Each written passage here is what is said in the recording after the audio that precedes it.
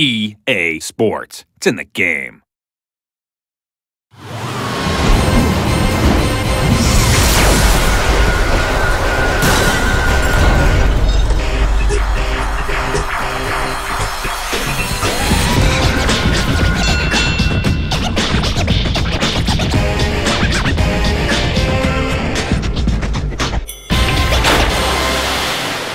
Hey Madden fans, Mark Schlereth back in the EA Sports Studios in Orlando, Florida. Today we're going to talk to developers about the second playbook in the Madden NFL Playbook series, Gameplay Part 1. I'm here with gameplay designer Larry Rehart. Larry, there's so much to talk about here. And the NFL has become a passing league. Absolutely. I mean, it's all about throwing the ball. One of the big differences I've noticed, the trajectory of the ball. Tell me about how you've designed that. Well, you know, just like real life, you played with one of the all-time greats in John Elway. The thing that Carried him, by the way. How many Super Bowls did he win before I got to Denver? 0.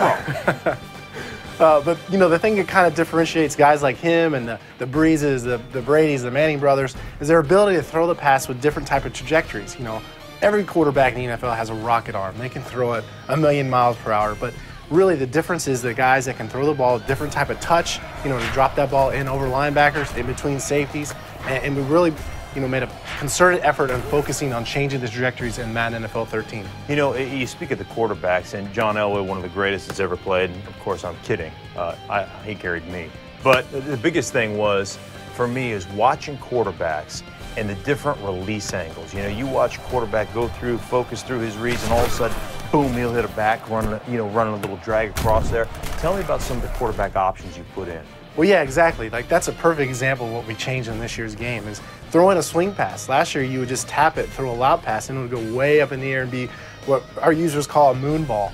And essentially, I would get the running back catching it near the sideline, and he wouldn't have time to turn it upfield. So this year, you just tap it and lob it to him, and he'll catch it in stride and have plenty of time to get upfield and make a play for you. Everybody knows, and when you play offensive line especially, you got to protect the quarterback. And one of the ways you protect the quarterback in the NFL is the play action. Of course, quarterback dropbacks, he flags that ball out there, right? That slows everybody down, that freezes those linebackers, then all of a sudden he drops back and he lets loose. Tell me about how you guys have incorporated play action. Yeah, play action is a huge part of, like you're talking about, in the real NFL, and it's been a problem area in our game. It's been tough to call.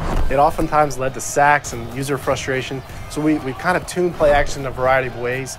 The first thing is we kind of sped up the quarterback animations, the quarterback handoff animations. So if you let the play action develop, you know, the quarterback will get away from the center a little quicker. He'll get in and out of his fake a little bit faster, so you can pass quicker. Another change is just the plays themselves. We had Brad Childress in a few months ago, and he kind of explained to us that, you know, most play action plays, you don't have all 5 receivers going out. So we kind of changed the routes to have more block and release routes. So the running back, after his fake, he'll check and make sure there's nobody coming before he releases. Same thing, a lot of tight ends will stay in longer before they go out. And then finally, we've added a new play action abort mechanic.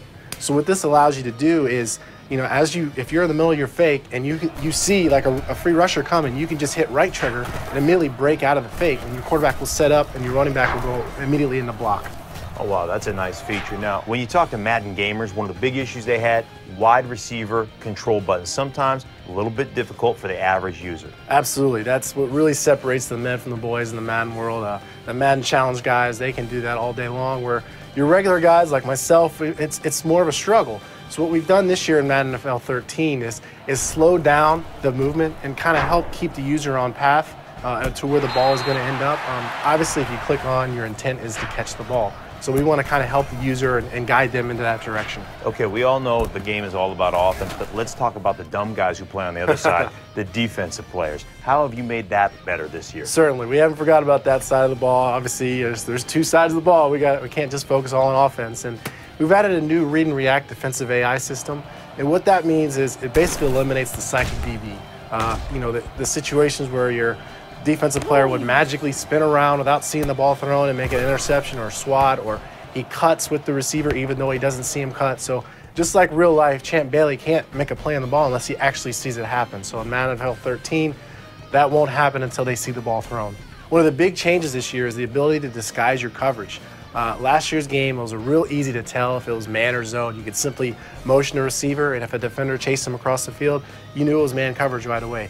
This year, we've added new zone swapping logic, so defenders will chase across the formation as the receiver goes in motion, but it could still be in zone coverage. So you won't know until you snap the ball, and then you still have to make a read at that point. Now tell me about this right here, the alignment. Right, that's another big change. In last year's game, say this is Greg Jennings in the slot, we would oftentimes in man coverage, this would be a linebacker covering him, and you know, that was an immediate advantage for the offense, and we wanted to make sure we use best on best principles. So we're going to have corners on receivers. You know, if it happens to motion out a fullback out here, you're not going to get Darrelle Revis covering him. You're going to get the linebacker to follow him out there. So just different, you know, realistic ways that the NFL defenses cover guys is the same that we have in Madden NFL 13. Speaking of best on best, I want to look at your drawing and then look at my drawing. Yeah. Mine, just the interior too, by the way. You notice I don't put corners, I don't use safeties and wide receivers. Little secret here. The further you get away from the football, the less you actually know about the game.